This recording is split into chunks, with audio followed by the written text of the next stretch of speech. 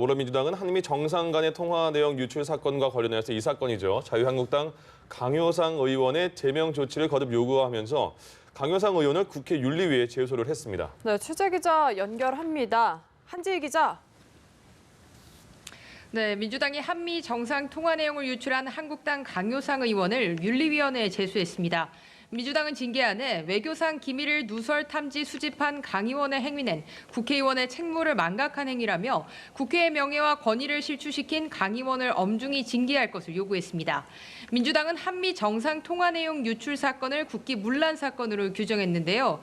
이인영 원내대표는 한국당을 향해 서훈 국정원장과 양정철 민주연구원장의 사적 만남을 빌미로 강효상 의원의 국가기밀 유출 사건을 물타기하지 말라고 경고했습니다. 한국당도 대대적인 총공세에 나섰습니다. 나경원 원내대표는 여당이 야당을 무시하면서 유감 표명은커녕 적반하장으로 나오고 있다고 쏘아붙였습니다. 문재인 대통령이 국무회의에서 한미 정상 통화 내용 유출에 대해 유감을 표시한 것과 관련해서는 문재인 대통령이 지금 모든 정쟁을 사실상 총지휘한다는 느낌을 지울 수 없다고 비판했습니다. 이어 청와대와 민주당은 결국 야당을 국정 파트너가 아닌 괴멸 집단으로 생각한다고 주장했습니다. 네, 또 서훈 국정원장, 양정철 민주연구원장, 또 기자가 있었죠. 이들의 모임을 둘러싸고 한국당은 총선 개입 의혹까지 제기를 했는데 민주당은 정치 공세라 이렇게 반박을 하고 있는 상황이죠. 네, 그렇습니다. 민주당은 개인적인 만남이었을 뿐 야당이 제기한 총선 개입 의혹은 지나친 해석이라고 선을 그었습니다. 이인영 원내대표는 기자가 동석한 상황에서 선거와 관련된 이야기를 할 수 있었겠냐며 국회를 파탄내고 말로만 민생을 거론하는 건 전형적인 위선의 정치라고 한국당을 비판했습니다. 양정철 민주연구원장 역시 상식적으로 판단해달라고 말했습니다. 그러면서 총선 이야기가 오갔다면 동석한 언론인이 기사를 쓰지 않았겠냐고 반문했습니다. 한국당은 의원총회를 열고 서훈 국정원장에 대한 고발과 사퇴 요구로 맞불을 놨는데요. 황교안 대표는 서훈 국정원장과 양정철 민주연구원장의 만남에 대해 문재인 대통령의 의중에 따른 것이 아니겠냐며 서 원장이 스스로 물러나지 않는다면 대통령이 파면해야 한다고 맞섰습니다.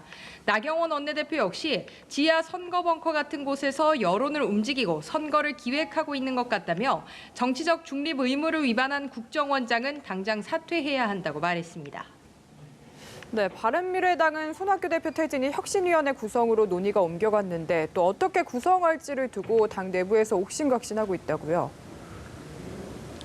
네, 그렇습니다. 손학규 대표 퇴진을 둘러싼 바른미래당 갈등이 전권혁신위원회 구성으로 옮겨 붙으면서 좀처럼 잦아들 기미를 보이지 않고 있는데요.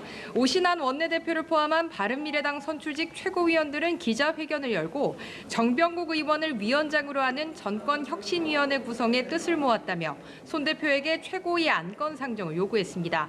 정병국 혁신위를 통해 손 대표의 단계적인 퇴진을 끌어내겠다는 뜻으로 해석됩니다. 이에 손 대표는 정병국 전권혁신위를 정치 공세로 규정하고 절대 굴복하지 않겠다고 거부했습니다. 그러면서 혁신위원장은 공정성과 독립성, 중립성을 보장할 수 있는 분으로 찾고 있다며 혁신위원회가 대표의 거취 문제를 논의하는 것은 반대한다고 강조했습니다. 결국 오늘 최고위에서 안건 상정은 실패했고 바른미래당은 다음 달 4일 의원총회를 열고 혁신위 구성 등을 논의한다는 방침입니다. 지금까지 국회에서 연합뉴스TV 한지희입니다.